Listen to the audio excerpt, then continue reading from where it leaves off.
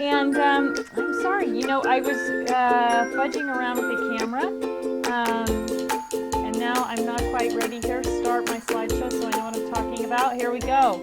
Ta-da! Hey, welcome to Get Organized Challenge number 1 of 2018, and I'm so excited for all of you to be here and to start the new year off with this resolution to get organized and just enjoy your crafting time more and use more of what you've got and waste less money buying duplicates and all the benefits that come from being organized. So I have some new little sayings. Well, okay, first let's go back and let me tell you, if you're new, welcome.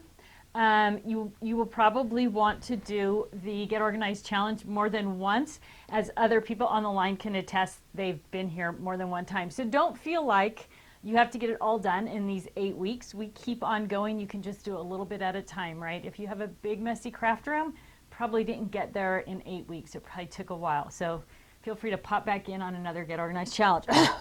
How it works. Karen is downstairs in her office monitoring all your questions. So in the little chat box that's coming up on the side of your screen, if you have a question, type in the word question in all caps, and then Karen, that kind of is a red flag to her, and she will watch for that and answer the questions. There are other people with us, other participants who've done it before, so they might be able to answer your questions as well.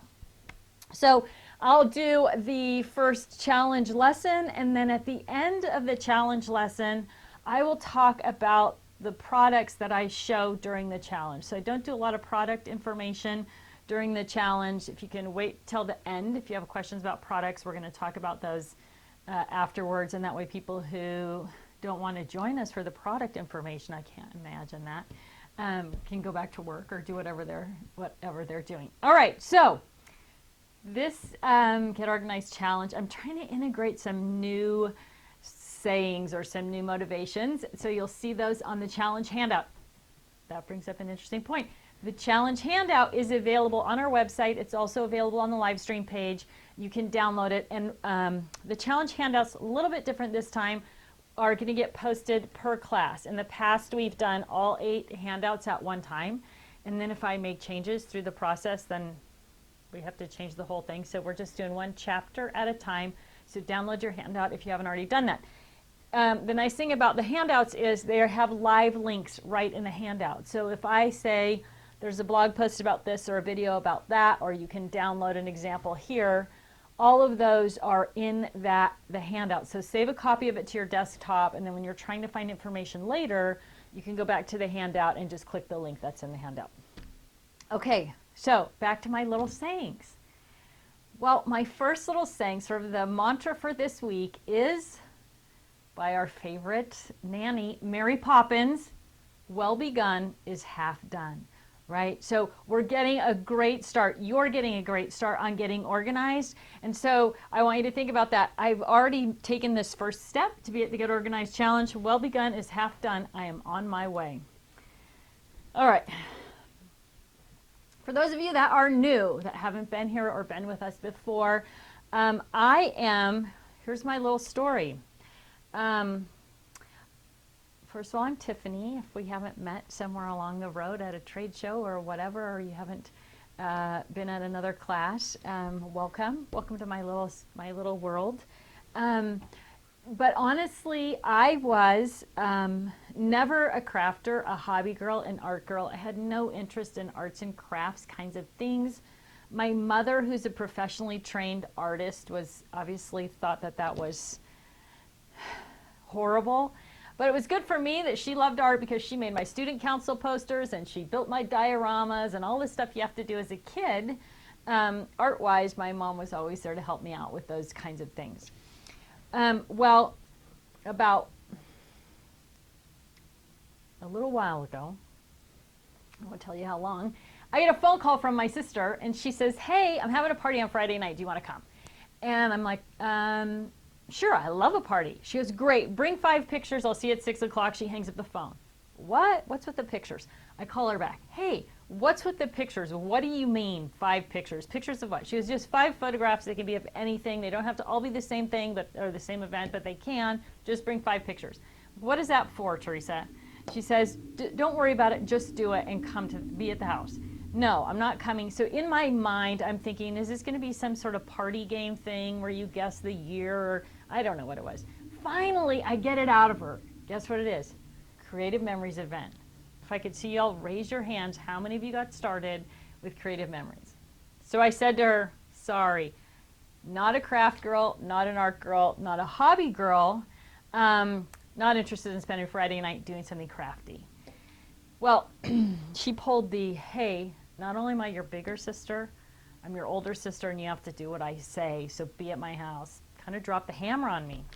So I showed up at her house with my 6 pictures and my 5 pictures at 6 o'clock, whatever it was. Throw the pictures on the table. I'm like a teenage girl with a bad attitude, right? Pictures on the table, arms crossed, head shake, eye roll. Can't believe I'm here. She hands me a glass of wine. Things get a little bit better right there, right? Well, half an hour later, I am a scrapbooking goddess, right? I have heart-shaped pictures and star-shaped pictures. I've got stickers everywhere. I'm so good with decorative edge scissors at this point, I'm thinking about trimming my own hair, right? It's amazing. Here's an art thing that I've never been good at, and all of a sudden, I can create these amazing scrapbook pages. So I say to the rep, this is amazing. What do you have? What do I need? Is there anything in the trunk of your car? Is there anything at your house? I need to have all of it because not only am I going to make albums for myself, I'm going to make one for my parents and for my husband's parents and for my kids. So I walk away from that Creative Memories event with 2 white plastic shopping bags, Creative Memories shopping bags, bulging at the seams. I get home and my husband says to me, I thought you were going to a party at your sister's. What is all that stuff? And I pull out my fabulous first layout and I say, it's scrapbooking. And he says, Tiff, looks like a craft, definitely artsy, probably falls under the hobby category. If this lasts for 3 months, I'll pay for all that stuff. So, 20 years later, I'm still crafting. And I've evolved now, right? I'm not just scrapbooking anymore, but I'm still crafting. He's still paying. It's a good deal, ladies. It's a good deal. So I was sucked in from that very first event. I was sucked in. I was addicted. And I had bought too much stuff. I'm sure this happened to a few of you. But did that stop me from going with my sister the very next weekend to our local scrapbook store and buying a whole bunch more stuff? No. I mean, from the very beginning, I was addicted and overloaded, and I just kept accumulating things, right? And I still had a job and kids and a home and all that stuff to take care of. It wasn't like I could abandon everything and just scrapbook, which would have been nice. But what I was doing was accumulating things. Probably not so different than many of you. So I'm a little bit OCD. So having a mess and creating a mess and leaving a mess out wasn't working for me. And I almost gave up scrapbooking. As much as I loved it, hauling things out and putting them away was killing my little OCD-ness in my brain. And that's kind of how all this madness started, how the Scrap Rack brand started and the organization classes started. And I'm happy to say in March of this year, we'll be celebrating our 15th birthday, our 15th anniversary. So thanks so much for joining me. Welcome to the madness of my world. Now let's get your stuff organized. Most important thing about understanding a big project like this, especially in January when we're all talking about resolutions, is understanding why you might fail at getting those things done, right? One of the things that's really important for your brain is to have the information and to be aware and be able to refer back to things that are going to cause you to fail. So what's important with resolutions? A lot of times the goals are just too big, right? So it's not an achievable goal in the amount of time that you set. And once your brain gets that idea going on inside, forget about it. You're never going to get anything done. A lot of goals lack a motivation, and a lot of times that motivation has to be emotional, right? What's the gratification of getting that done? And so assigning that is really important as well. Being stressed out deletes your willpower. If your willpower is deleted, guess what? You're not going to do anything except sit on the couch and eat ice cream, right? So being conscious of your stress level and that willpower is limited. It's not unlimited. You wear down and you get exhausted, and your willpower wears down right along with that. Setbacks happen, so be prepared to think that somewhere along the line something's going to happen that kind of pushes you off track, and that's okay because it's easy to get back on track. But just be aware, hey, this is happening, it's taking me away from my goal, now I need to get back on track with that. Most goals lack a rewards along the way sort of concept, right? That what we're trained to now is a little bit of instant gratification, so you want to build that in, which is what we're doing with this program. And we want to make sure that our end result has a positive emotional attachment as well, especially, I'm assuming that most of you are women, probably 99%, maybe 100% are women, and especially for women, we love an emotional connection, and it's really important to being successful with your goals, recognizing that emotional connection and attaching it to what you want to do. So when we talk about setting ourselves up for success, we need to make our goals realistic and attainable. We need to break goals down into smaller steps. We need to write it down. You need to display your goals, right? One of the things I commonly say during this class is goals not put to paper are seeds without soil. So if you're not putting your goals on paper, your flower seeds will blow away in the wind, and so will your goals. One thing that you can really do to ensure your success is recruit a friend. If you have crafty friends who also have messy craft rooms or craft closets or craft totes, get them on board, because having somebody with you, working with you, is motivating and inspiring and helps to hold you accountable. So if you can get a friend to get organized with you, you're going to be more successful. Here's the thing that's really hard for a lot of us to do. Go public. You need to tell people what you're doing, why you're doing it, and what your goals are, because again, other people are going to ask you about it and hold you accountable to it, and it's going to motivate you to go forward. The statistics, and I wish I had them in front of me, are huge. Something like 75% of people who achieve their goals go public with their goals, right? And so it makes a huge difference in achievement, whether or not you're willing to kind of put yourself out there and say, I'm doing it, so get it.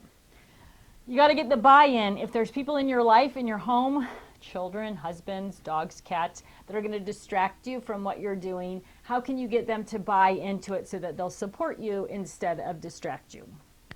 And then finally, you need to define your big benefit. So the big benefit is that emotional piece. Why is this beneficial to me?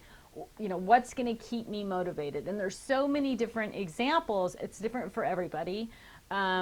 You know, some people, they just want to be able to really enjoy their crafting time and be in a place that's nice and neat and productive rather than digging and searching for things, right? Some people want to have their friends over to craft with them, but their room is such a mess that they can't have friends over.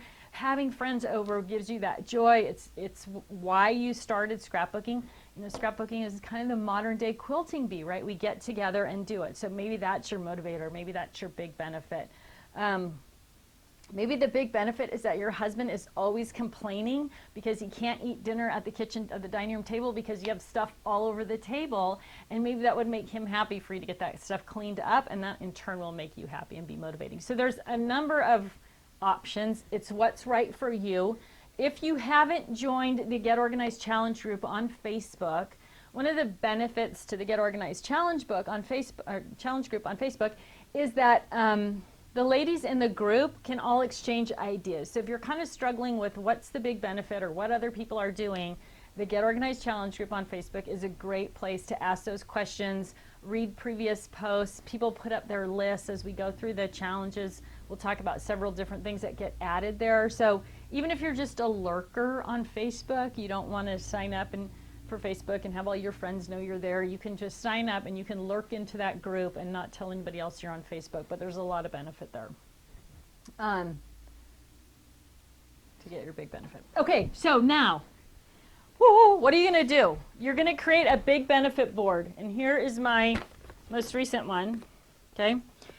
It doesn't have to be fancy. So your big benefit board is going to remind you of what your goals are, and then each one of these little pockets here has a little pull out, what's my reward? So when I complete number 2, that's my little reward or benefit. So you want to assign 8 rewards to your one to each class, right? So when you reach your goals in that class, you get that reward. You can do it any way you want. You can create a scrapbook page like I did here. You can write your goals, your 8 rewards down on a dry erase board with your big benefit at the top. You can write it on a piece of paper. We had one gal who wrote her 8 rewards on little cards and then put 8 little envelopes on her thing and had her girlfriend put the cards in the envelope and seal it up, so she didn't know what reward she was getting each week as she completed her goals for the week. So that was kind of a fun one, I thought. It doesn't have to be fancy. It doesn't have to be like this. I am going to encourage you, though, to take some before pictures, and then if you are scrapbooking your progress, you can put your big benefit board in your scrapbook and your before and after pictures next to it. So if you're scrappy, that might be a super fun way to kind of keep yourself focused and see your before and after. So your big benefits board is going to keep you focused and tell you what your rewards are. We need those rewards along the way. You're going to choose 8 rewards. Some people choose little tiny things, and some people choose great big things for their rewards. It all depends on you, right? So when I first did this, my kids were at home, and I talk about getting the buy-in. 2 of my rewards were about them. My older son liked to go to Starbucks and drink coffee and play cribbage. My younger son loved pizza and ping pong. So my rewards, my first 2 rewards were, when I get this done, I'm going to take London to coffee, or Max to ping pong, or play ping pong, get pizza with Max.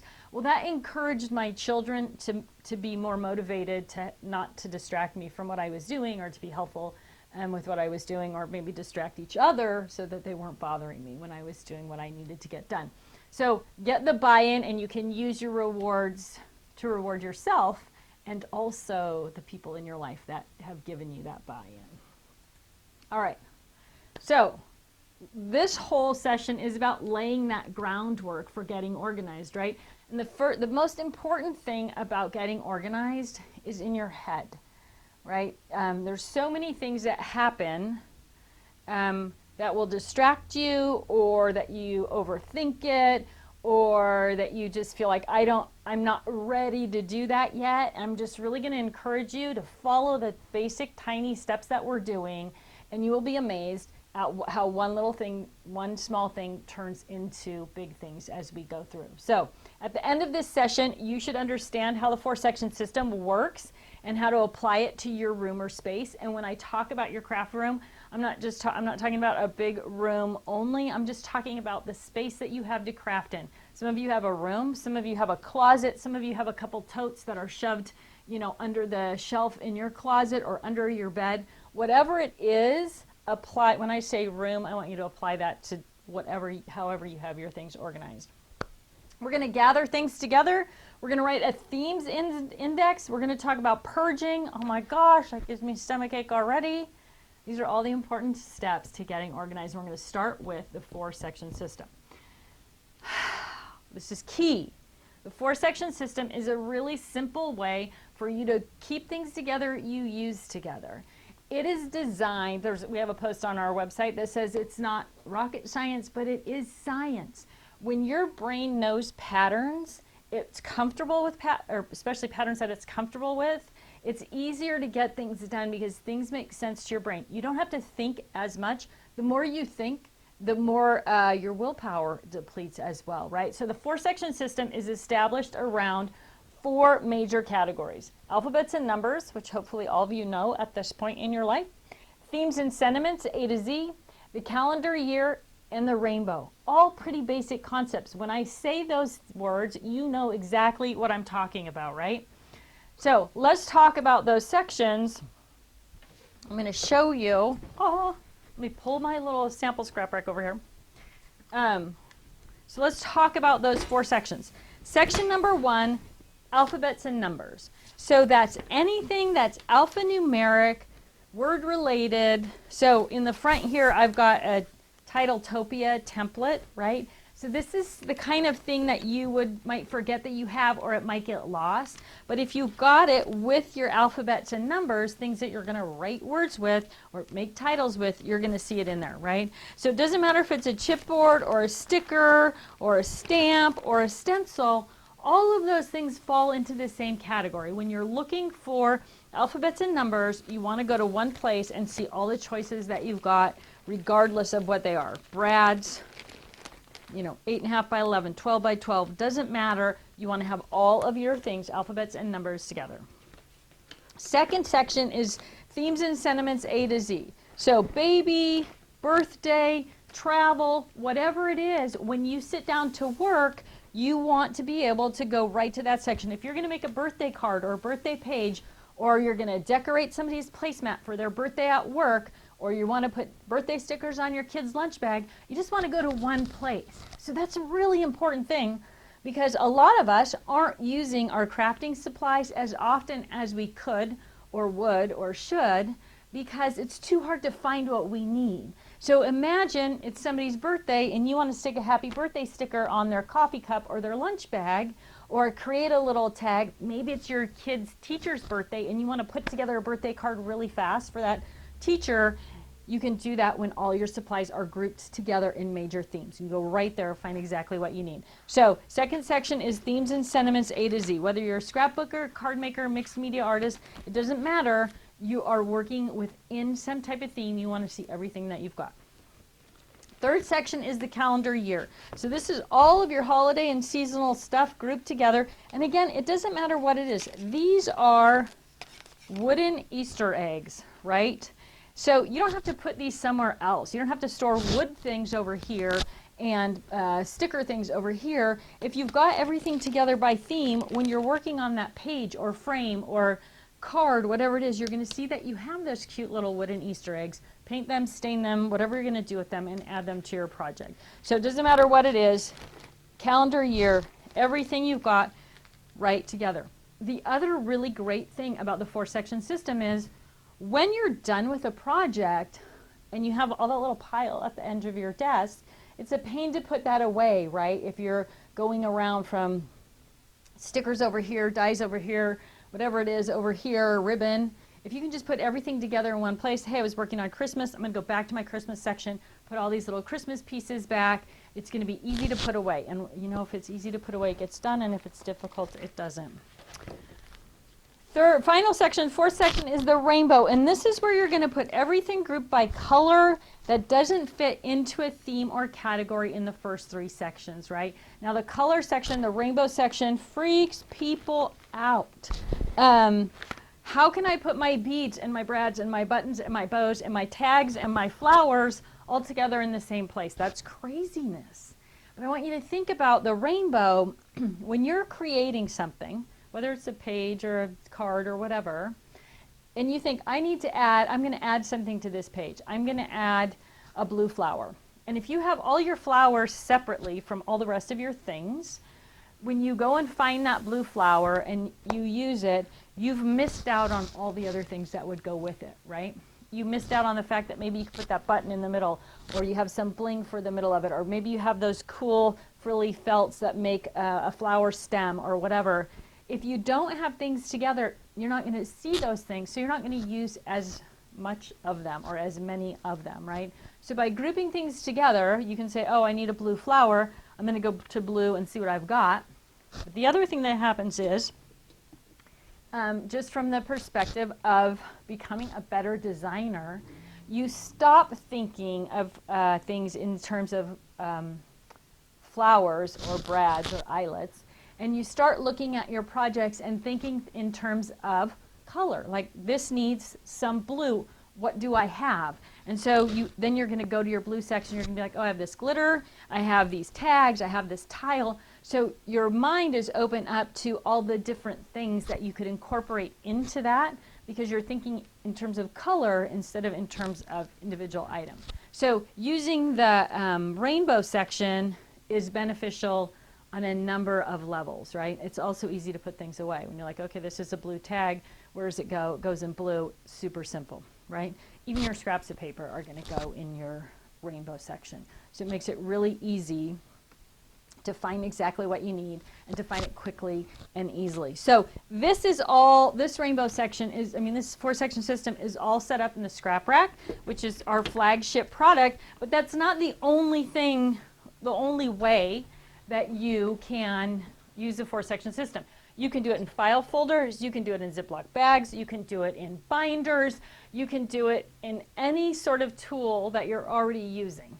Right? The idea is to get those things organized and into that system so that when you need something, you can go right to it, grab it. I need my birthday bag, or I need my birthday binder, or whatever it is.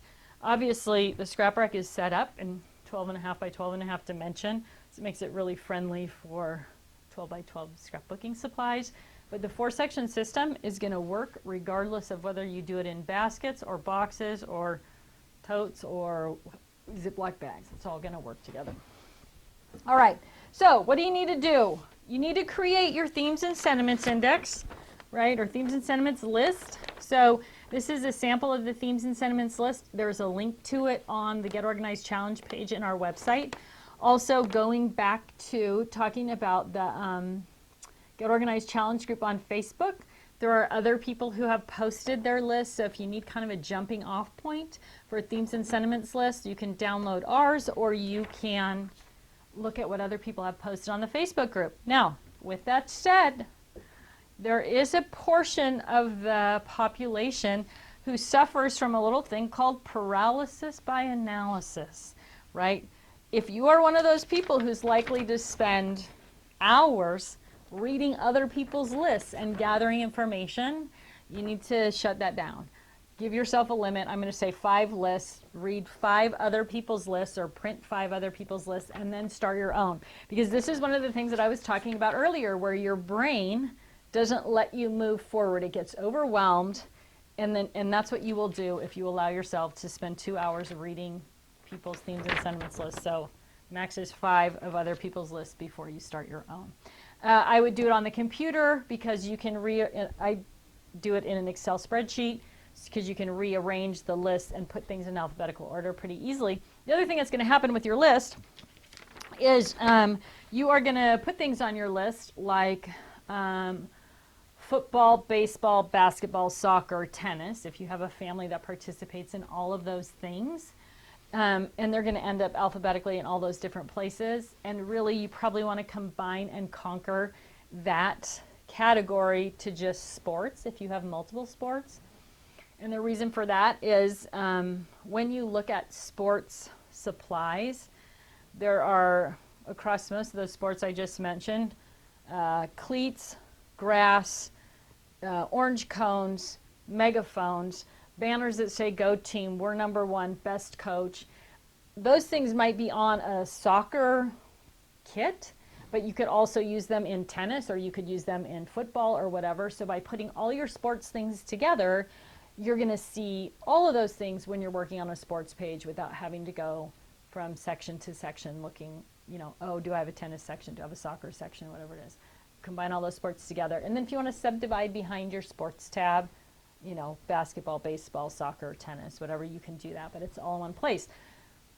Second big benefit to keeping things together, you might use together all in one place, as we say, is that when you're going to a crafting event, you can, if you're going to work on sports pages, you don't have to worry about finding your tennis stuff and your basketball stuff and your baseball stuff and your football stuff. You can just grab your sports section and take that with you to an event. So not only is it easier when you're working at home, but if you like to go to events, it's easier to just grab that section and go than it is to remember 4 or 5 different sections. All right. So themes and sentiments, I want you to notice one thing when you download our list. If you do, there in the M section, let's see, military, money, music, 0 miscellaneous, 0. Miscellaneous is not a category. In organization, there's organization, that's over here, and at the very end of the spectrum over here, there's miscellaneous, right? There is no miscellaneous. This, again, your brain. If you think I'm going to put this in a miscellaneous category, that means you're tired. Your brain is worn out. You don't want to make any more decisions. So take a break, get a cup of coffee, go outside for a walk, have a glass of wine, whatever it takes to recharge your battery, and then come back and start evaluating again. But I have very few rules. Even my children will attest to that. But I do have that rule. There is no miscellaneous in organization. All right. The next thing you're going to do is you're going to begin the gathering process, right? You're going to start bringing all of your things together. What's in the trunk of your car? What's under your bed? What's in the closet in your kids' room? What got stuffed in the junk drawer in the kitchen? As you're going through this week, you're going to start gathering those things together and bring them all into one place. It isn't mandatory that you get everything into your craft area, but the more you get in there, the better you'll feel as you start moving through it. One of the things that happens is that, it's going to happen to a lot of you, is that you're going to find stuff after you think you're done. You're going to find a bag or a box or something stashed somewhere else, and then you're going to be like, oh, I thought I was done with this, right? So if you can kind of bring everything together early, have it all in one place, then it's going to alleviate a little bit of that as well. All right, this is the Alka-Seltzer moment for many of us. Prepare to purge, right? It's really hard. Again, going back to the fact that we're mostly women, when we buy things, especially for crafting, scrapbooking, card making, those are emotional things. And when we buy products to do those things, there's an emotional connection for us to that, right? Which makes it hard to get rid of the things that we've acquired over the years. So, but purging is a really, really important part of organizing. It's an important part of organizing your kitchen when you're cleaning out your kitchen drawers and you find that you have 12 Tupperware containers, but 18 Tupperware lids, right? It's part of that process, getting rid of it. When you clean out your closet, things that don't fit you anymore, that are out of style, right? Getting rid of, purging is part of it. I know that doesn't make it easy for any of us that it needs to be part of it, but it is part of it, and it's an essential part, because what you don't want to do is spend your time and your energy and your money organizing and storing things that you're never going to use. Because once you've got all those things stored, you have to dig through them to find what you really want. So purging is really important. If you have trouble purging, there's a blog post that kind of goes through this, and there's links to this in the handout.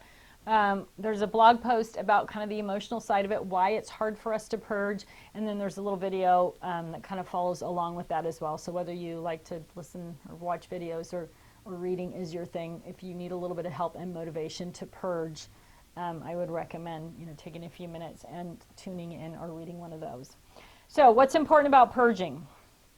You have to know what kind of crafter you are. So that's the first thing you want to ask yourself. What kind of crafter am I? Are you a cutting edge crafter? I only want to use the latest and greatest, the coolest stuff. That's all I use. So even though I have all this stuff, I'm constantly only using my new stuff. Are you kind of a low key, lightweight, I call it, scrapbooker or card maker, where you make beautiful things, but they're not heavily embellished? You don't have tons of stuff on every page, on every card. My mother is this kind of scrapbooker, right? Her scrapbooks are beautiful, but they're not crazy with embellishments and blah, blah, blah. They're very kind of traditional scrapbook kind of things. So where are you on that spectrum? Most of us are kind of in the middle, right? We love our new stuff, but we've got some old favorites. But there's a lot of stuff that's sort of accumulated, depending on how long you've been crafting, that you're never going to use again, right? So you need to first set a goal for how much you're going to purge out of your craft room or out of your craft stash. And it can be, the goal can be, you can do it anyway. Some people do it by the pound. Some people do it by the inch. I'm going to purge 10 inches of stuff. Some people say, I'm going to fill this box. My goal is to fill this box with stuff. Some people say, I'm going to purge an inch for every year I've been scrapbooking, or I'm going to purge a box for every year I've been scrapbooking. You can set whatever kind of goal that you want to set, but you need to set a goal and you need to write it down. There that is again. You can put the goal on your purge box, because you're going to get a box and put it next to you in your craft area that's just for purge. And as you're working through stuff, you're going to throw things into that box. So there's a couple of rules here. I know I just said I didn't have very many rules, and now here it goes again with a rule, right? First of all, you need to figure out where you're going to take that purge box. Are you going to donate it to your kid's school? Are you giving it to the Ronald McDonald House? Is there a senior center near you? Where are you going to donate that box? Because donating things is emotional, right? So you connect emotionally with where you're going to give that box. I gave my purge boxes always to my kids' teachers. They were people I knew and kids that I knew. And so I felt good about that. And I could see sometimes on their school bulletin boards or on my son's homework, there would be something that I had donated to the school. And that was really kind of cool and fun. But it was emotional. So I was transferring that emotion. I bought it with emotion. Getting rid of it is difficult. But if you can transfer the emotion, it's going to be so much easier. I'm going to tell you a quick story. When I was in another purge at another point where I was organizing and cleaning stuff up, my girlfriend Georgia worked in at the Children's Hospital here in Tacoma, and specifically in the cancer area. And there was a girl in the cancer ward who had been battling some childhood cancer essentially her whole life. She was 16 or 17 at this point, and she had been in Mary Bridge since she was like 4 or something. Everybody there knew her. And Georgia was telling me, oh, she scrapbooks. And she said, yeah, her family doesn't have any money because for 10 years they've been spending every penny that they have treating this poor girl's medical condition. And so what she does is when people get gifts at the hospital, she collects the wrapping paper and then she'll cut out the little pictures on the wrapping paper or the stripes on the wrapping paper or whatever it is. Or if people get cards, they'll give them to her and she'll cut the cards up. And that's how she decorates her scrapbook pages. Well, as you can imagine, look, I'm going to get a little bit teary right here. As you can imagine, it was really easy for me to purge with that young woman in mind, right? That I have all of this stuff, and I know I'm not going to use all of this stuff, and here's somebody who is in need of this kind of stuff. It was easy. She got probably more stuff than she could have ever used from me after that purge. But because I had made an emotional attachment, and I got a beautiful card from her made from my scrapbooking supplies, right? So there we go. It came back, a little thank you card.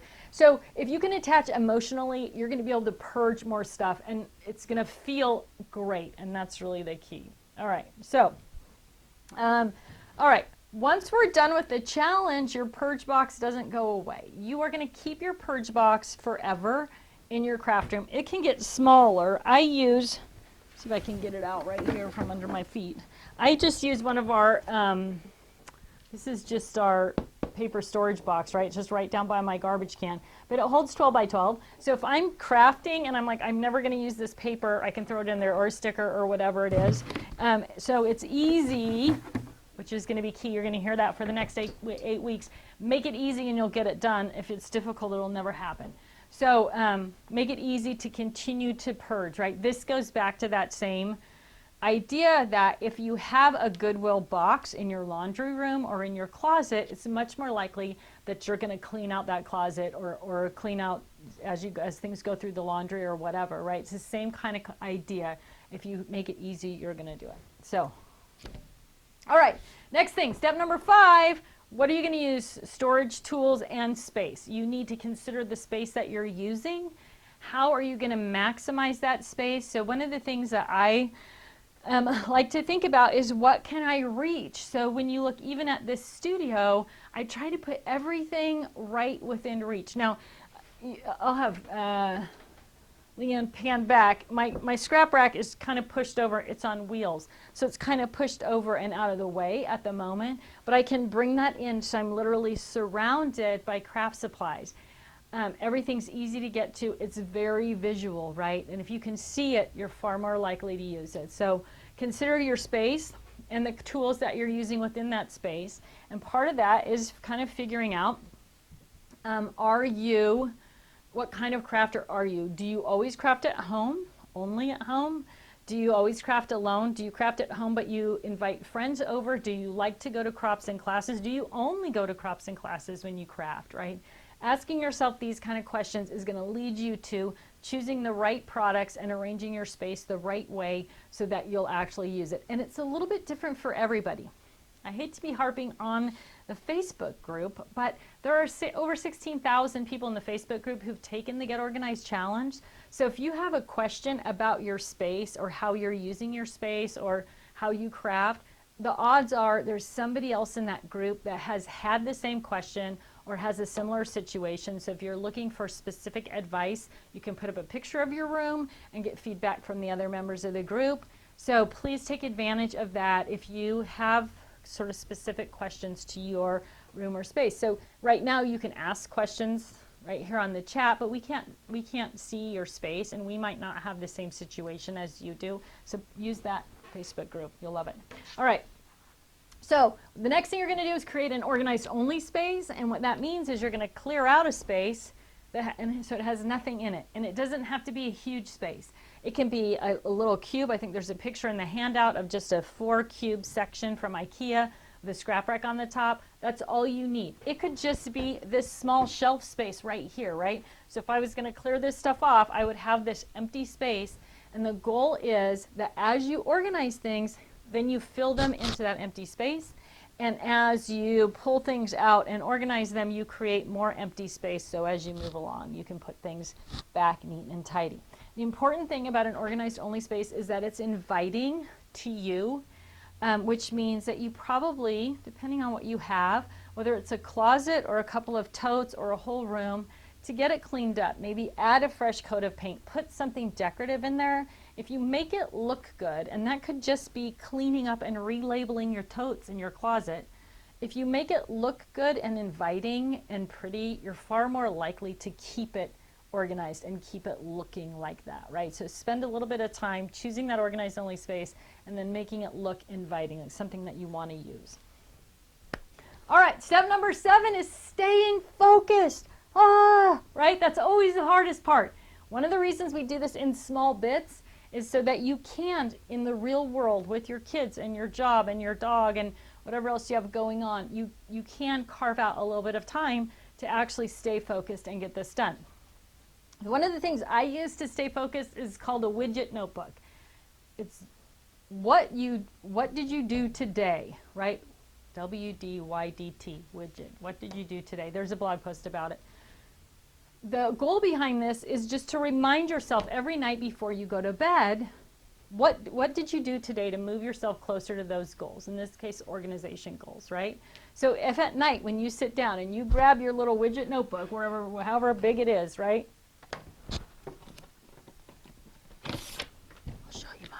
I'll show you mine if you show me yours. So this is like this year's goals, right? So each section in my planner here has pages behind it, right? And then I just write down every night when I go to bed, what did I do today to move myself closer to that goal, right? And then if I can't put anything, if I can't put down that I did something, I do something before I go to bed. Now, not a crazy something, right? I think there's some examples in the blog post, but you don't have to do a big thing every day to move yourself closer to your goal. You just have to do a little thing, because that little thing is going to stick in your brain, and tomorrow you're going to do a little bit more. You're going to make a little bit different decision. It's amazing how it works when you constantly have to face and be accountable only to yourself in that widget book about what you did today. So if we're working on paper and your goal was to sort, or your goal is to sort 6 inches of paper a day, what did you do today to move yourself closer to that goal? Not accomplish the goal, but to move yourself closer. So if you didn't do anything, before you tuck yourself in, you can go to your craft room and you can sort 3 sheets of paper. It doesn't matter that it's only 3 sheets of paper. What matters is you had a goal and you took action on that goal, small or big as it is. Your goal might be to sort a foot of paper in the week, and you sort the whole foot of paper in the day, right? So the widget book is to hold yourself accountable, and you just do it at night before you go to bed. You'll be amazed at the response that you get. And like I said, there's more details on the blog about that. All right, everybody. This is it. This is where you get your challenge assignment. I don't have my here they are. The assignment this week is so long that I can't read it with that small on my screen. All right, I don't actually need to read the assignment to you because all of you have it on your handout, right? So there's a little checkbox. The checklist, also a little bit unique this time, you can print the checklist all by itself. So if you just want to print the checklist and put it on your bulletin board or put it on your desk or something, on the Get Organized Challenge page on the website, you can print the whole handout, or you can just print the assignment checklist, right? So I want to close with, first I'll remind you, for those of you who are interested in learning more about the Scrap Rack, since that's the only product I actually talked about today, I'll do a Scrap Rack demo after, when we're done with class. So we have a couple of little quotes, right, that I want you to work with throughout the week, and they're in your handout as well. And one of them is, it does not take much strength to do things, but it requires a great deal of strength to decide what to do. Okay, so we're deciding what to do. You've decided what to do. Now take that strength and do the things on your checklist, right? The other thing, the other quote that I want to share with you is something that Karen said to me when she first started working for me. And I bet I think about it, or I've thought about it, boy, at least once a week, if not daily, for, I don't know. Karen, how long have you been here? A long time. She was talking about doing something. I don't know if it was going to a card making class or something, some crafty thing. And I said, oh, I wish I had time to do that. And she said, we all have the exact same amount of time, right? So the important thing is, what are you choosing to do? When you say, I don't have time to meet my organization goals this week, is that because you binge watched Stranger Things last night for 12 hours, or because you got sucked into the football game? And I'm not saying you shouldn't do those things.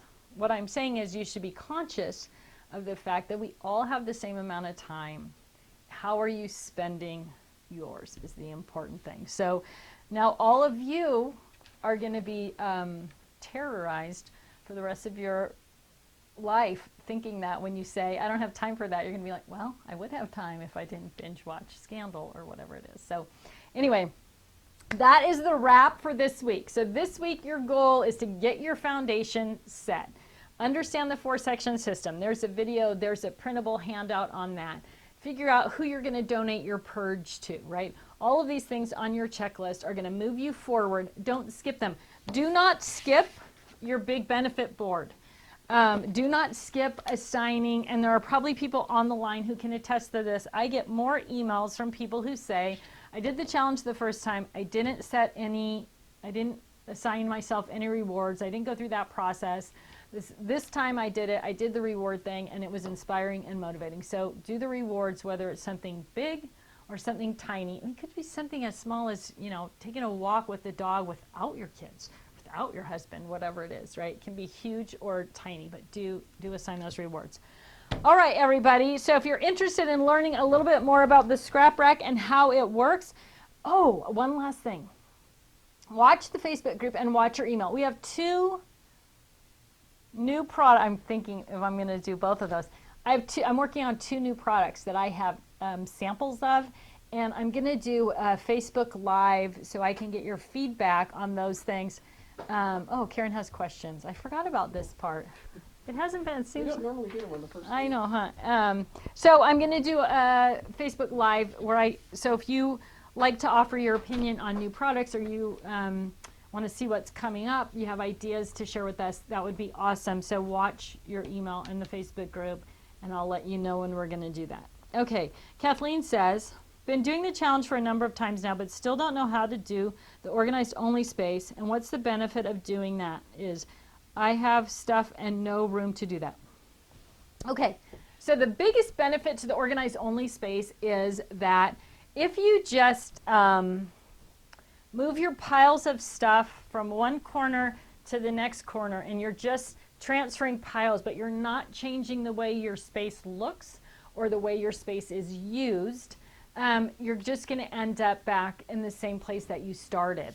So creating that organized only space, again, is as much about the mental part of it as it is the physical part. So when you create a space that you say in your head, this is where I'm going to put my stuff that's organized, and then you follow through with that, your brain goes crazy, right?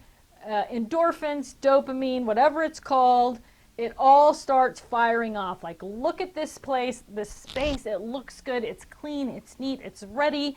Look at my organized stuff in the space, I can access it, I can get to it. All of that stuff makes your brain, or I don't know if it makes your brain, but it encourages you to keep going and to keep things neat and to meet your goals and to keep moving forward. It's my kids used to always tell me it was cheating that you like would know that, like, this, I'm going to do this because it's going to trick my brain into, it's not really trick, it's going to convince my brain that I can get it done. It's going to keep me motivated. But when you know and you understand that that's how your brain works, and then you do those little things, it sounds silly, but it really works. I mean, you can do it anywhere. Like, you can clean out your kitchen cabinets, and when your kitchen cabinets are all neat and everything's stacked up and it looks good in there, as you unload the dishwasher, it's a lot easier to keep things neat in there, right? So rather than just continuing to stuff things, you take an extra minute, stack those bowls inside of each other or whatever, because it all looks neat, right? Eventually it falls apart, usually when your kids unload the dishwasher, but it does keep you motivated. So having that organized only space and moving and keeping things organized, sorting things and putting them away and keeping that space organized is going to keep you moving forward and keep you organized, as opposed to redoing it each time. I have too much stuff. Definitely need to purge. But what if I need it tomorrow? Oh my gosh! Okay, I just want to direct you to the blog post that's linked in your handout, because that is one of the reasons that holds us back, is that idea that how can I get rid of something? What if I need it tomorrow, right? So there's a whole section on what if I need it tomorrow on the blog post. I want you to get a cup of coffee or a glass of wine, depending on where you are in the world and what time it is, and sit down and read that blog post and really think about, these are all the reasons that I'm not getting rid of things, and this is why they're silly, right? So read the blog post, Susan Bentley, and then I want you to comment back on the blog post on whether or not you found it helpful, but I think you will. All right, let's talk scrap rack, ladies. Let me pull my scrap rack over here again. So if you're unfamiliar with the scrap rack totally, the scrap rack is a metal base that has a hook and loop fabric face on it. It's steel. It sits at this angle. People always say, oh, how does it sit at that angle? It just sits at this angle. It just bees like this, right? It's got a little hinge at the top, hinges at the top. That's important when you put your scrap rack together. If the hinge is at the bottom, you have it set up at too tight of an angle. So it has two wings like this, and that's what keeps everything nice and neat and straight. If you need more than one scrap rack, you can expand your scrap rack, which is in the picture, that's in the handout also, by just linking bases together and moving your wing to the outside. So if you start with a single base, it's really easy. One of the design components of the scrap rack is that I had purchased things, organizing things, and then when I went back 6 months or a year later to buy more of those things, the new things either didn't fit, they weren't the right color, they were the wrong size, they didn't work together anymore, they didn't make that thing anymore, right? So when we started with the scrap rack, one of my goals was I want to make something that no matter how much your hobby grows or shrinks, it's still usable, and it's still usable the same way. And so the scrap rack is that. If you have a single base unit with 7 3-ring sections on it, so these are called spinders, the 3-ring sections. One base is going to come with 7 spinders. When you buy the expansion base, you're going to get 8 spinders, because then it'll hold a little bit more, because the wings, you have that little space in the middle. So so if you start with 1 and then your collection of supplies grows, you can add another base unit, and you just pull your spinders off and rearrange them to work new things in. If your kids go from being little kids and you have topics like bath time, cars and trucks and things that go, little kid topics, right? When your kids get older, you can take out those little kid topics and replace them with big kid topics. football, college search, wedding, graduation, whatever it is. So the beauty of the scrap rack is it is completely malleable in that way. You can take categories out, put new categories in, and it's really easy to keep things orderly because the 3-ring sections just pull off and go right back on, right? So basic scrap rack is going to come with 7 3-ring sections. It's all component driven. So you can buy each piece individually. You can buy dividers in sets of 5 or sets of 15. You can buy pages, the little pocket pages, in packs of 10 with all just 1 page design, or you can get variety packs of page designs. So let me just pull this out. Quickly, I'll go through with you what the page designs are. Let me slide this in the middle here. So I'm going to take this off. I mean, you can see it a little bit better. So I just you probably can't see it at that angle, can you? Maybe it's going to be better like this. I just drew a black line around each of the pockets. You could see the shape. Now, all of the pockets have this little flap, right? So that's what you're going to put. You're going to put your supplies in, and if you always work at home, you're going to tuck the flap behind them. But if you travel with your supplies, you're going to put the flap over the top. So all of them are the footprint of them 12.5 inches by 12.5 inches. So even if you have a piece of paper that's got that little 1/4-inch strip on the top, it's still going to fit in there, right? No problem. So, and then you can just see there are currently 14 different page designs, right? Pocket designs. So everything from, you know, small 3x3 pockets up to the big 12x12 pocket and everything in between. Now, on the website, when you look at each one of these page designs, there's a little tab called More Photos. And most of the pages have it, I think now, where you see tons of examples of what's going to fit in that page. You'll be surprised when you first start working with the scrap rack because there's this sort of concern about how do I know which pages I'm going to use, how do I know which pages to buy.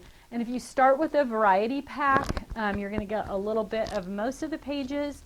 I promise you, you will use every page in there, but you will also realize, oh, I have tons of things that are 6x6. I have a lot of stuff that's 5x7. And then you can buy just those pages in sets of 10. You'll find that the brands that you like and the things that you buy all the time come in a consistent kind of packaging.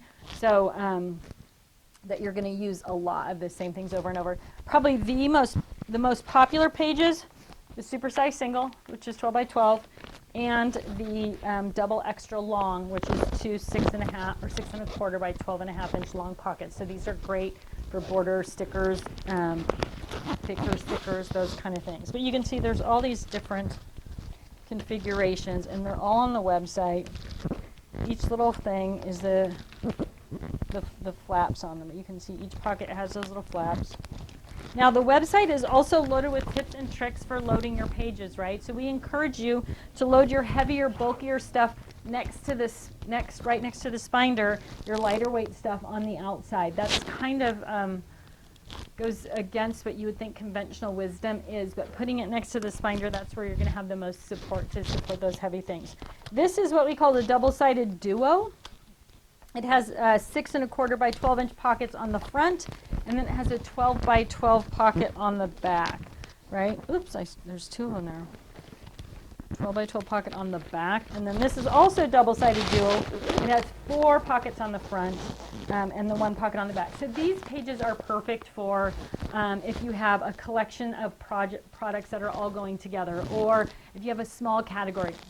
St. Patrick's Day. If you've got one St. Patrick's embellishment and a couple of stickers and maybe a border and a couple of sheets of paper, that's going to be perfect to put in a double-sided duo page because you're going to be able to put all of those things together, right?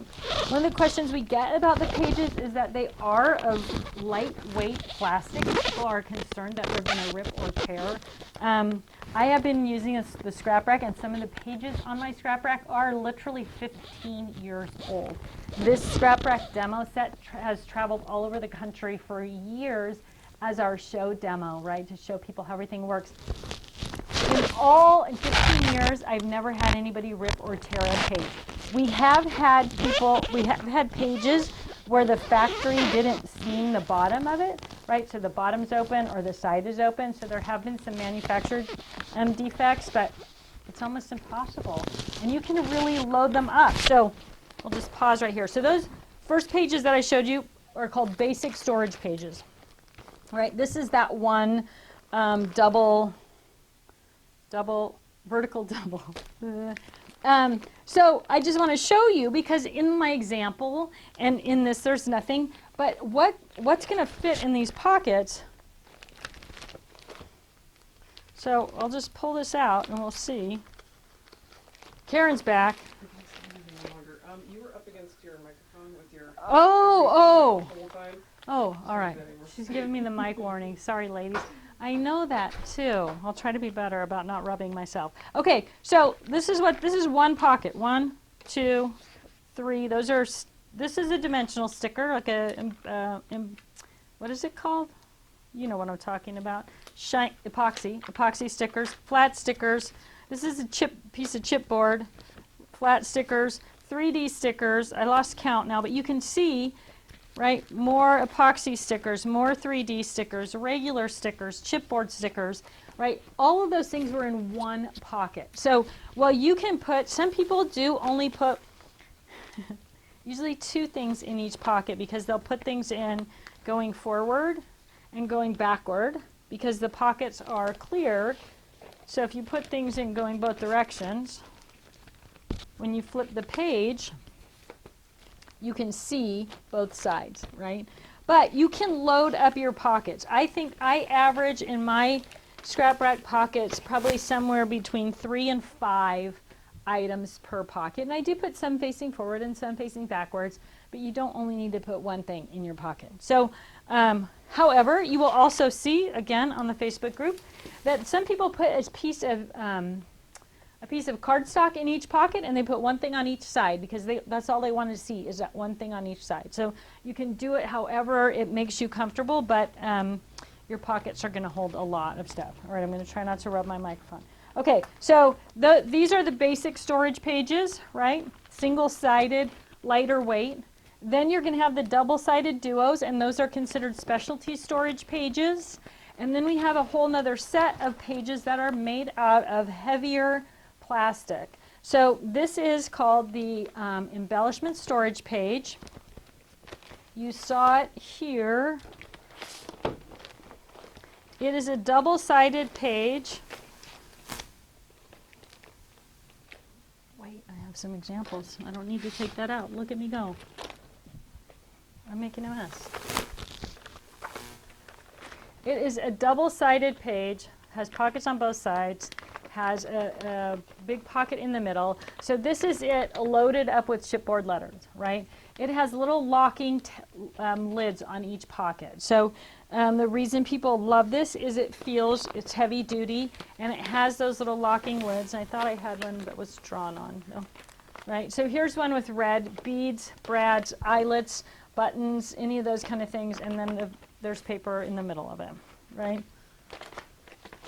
Washi tape, right? It's going to fit in there. If you have the washi tape addiction that I do, you would fill an entire scrap rack with that if you're using those pages. But they're big and bulky, and they can handle a lot of weight.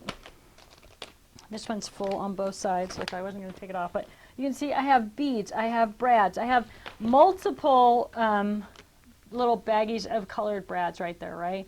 But when I need a blue brad, I know right where to go, and I can see all the colors that I want, because they're all together, blues and greens.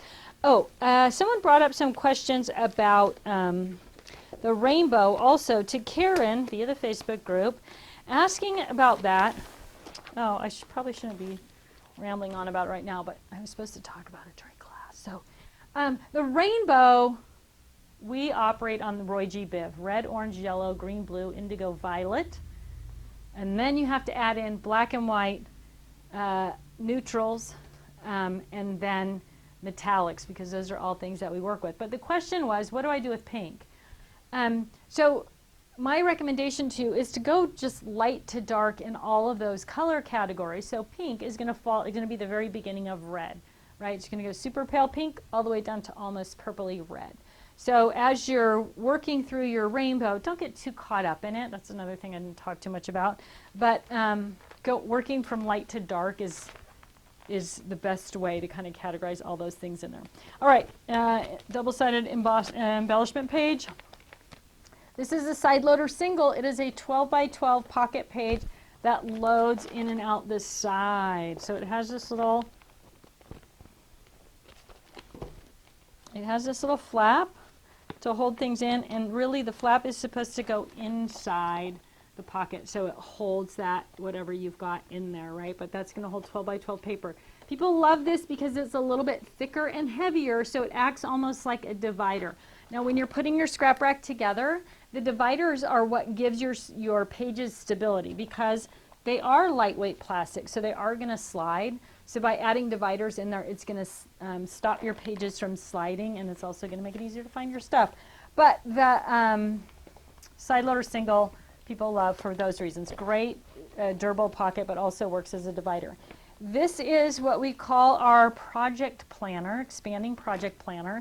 So it has 3 pockets on the front, and it has 1 big pocket on the back, and then it has that giant 12 by 12 pocket in the middle. So if you're trying to put a big collection of products together, maybe it's something that has 3D embellishments or flowers or 3D stickers or whatever, and paper, and maybe it has some baker's twine or an unmounted stamp, anything like that, you're going to be able to put that whole collection together into your expanding project planner. It's called the Expanding Project Planner because it was originally designed if you were putting like sort of pre-doing pages before you went to a crop or class or an event. You had pockets for your pictures, pockets for your paper, pockets for your embellishments, so that you could literally take a whole project in one page and then stay focused and work on that when you were at the crop or class. So that's the Expanding Project Planner. And last but not least, oh no, it's not last. Sorry, flip and storage page. Oh, let me see if I have one loaded because it's easier to see. This is a fan favorite because not only is it super functional, it's really fun. So this is called the flip and storage page. I got it hung up in my thing here.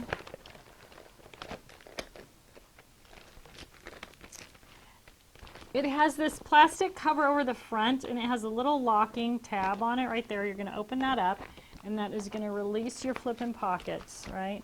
So, and you can see it's got 6 pockets on the top that are 4 by 6, and it has 5 pockets on the bottom that are 5 by 7, right? 2 really basic sizes, not only for scrapbooking, but card making and photos and all that kind of stuff.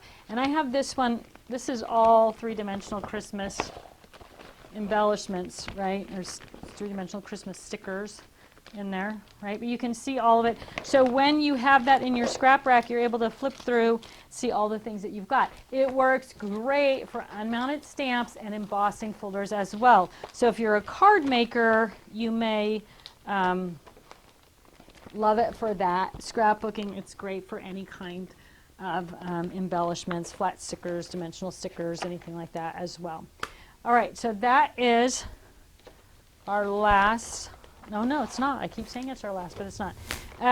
Last but not least is the VM, what we call the VM101 is the SKU on it, but it is not called that. It is called the, I can't think of it, stamp trays.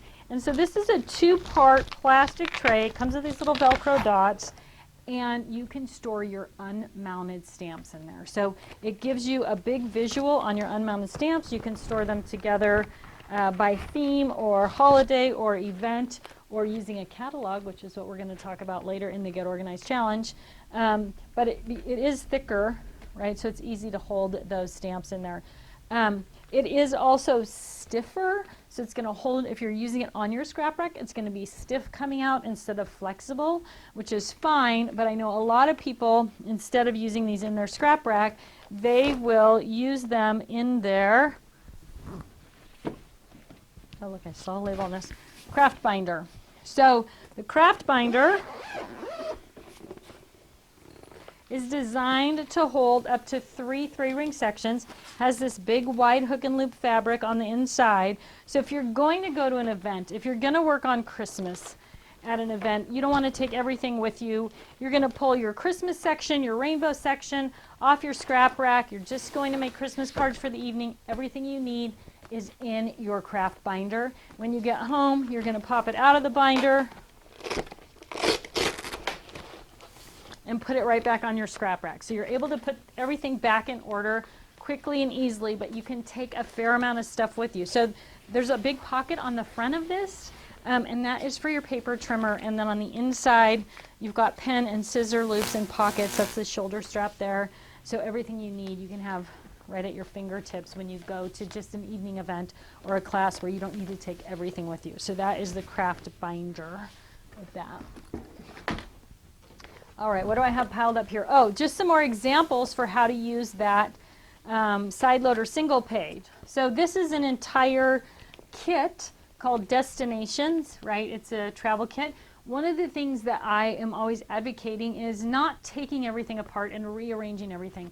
Find a way to keep it together. So I just took the whole kit, popped it into a side loader single page. After I start using the kit, then at that point I will maybe put the paper in paper pockets and all the other little pieces in smaller pockets. But until I get through at least the first use of it, I'm just going to keep it all together in one pocket. These will hold 25 sheets of cardstock.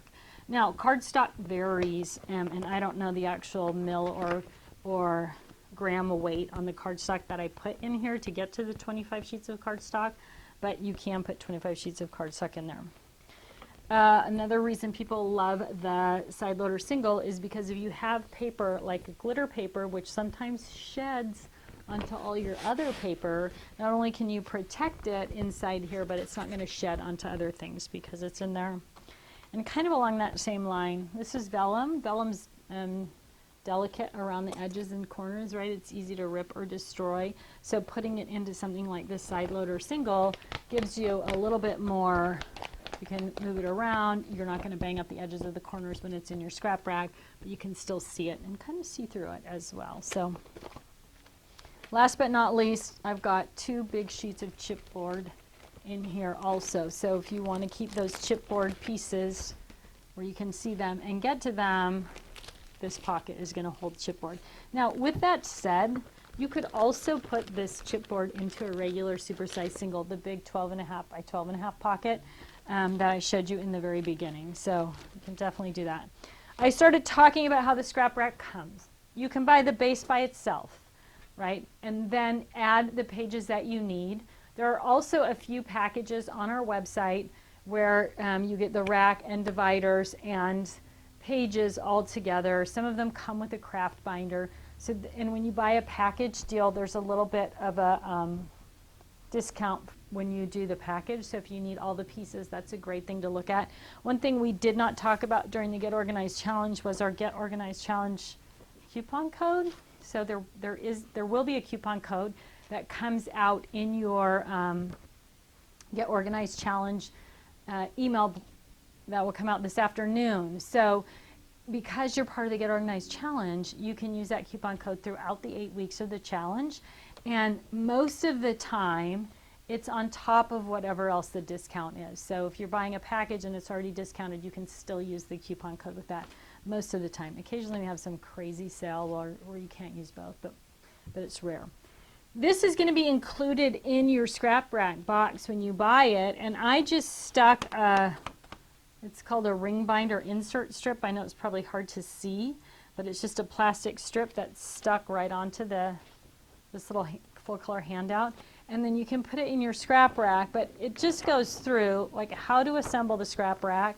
And then it talks in depth about the 4-section system, right? So if you need a little refresher on that, or you want to keep that handy, you can keep that right in your scrap rack. Now, with that said, I guess one thing I didn't talk about was that these 3-ring sections are standard 3-hole punch. So anything that you're already using that has a standard 3-hole punch, whether it's Creative Memories or Office Depot, doesn't matter. If it's got the 3-hole punch, it's still going to fit on these, so you can integrate it right in. You don't need to get rid of things.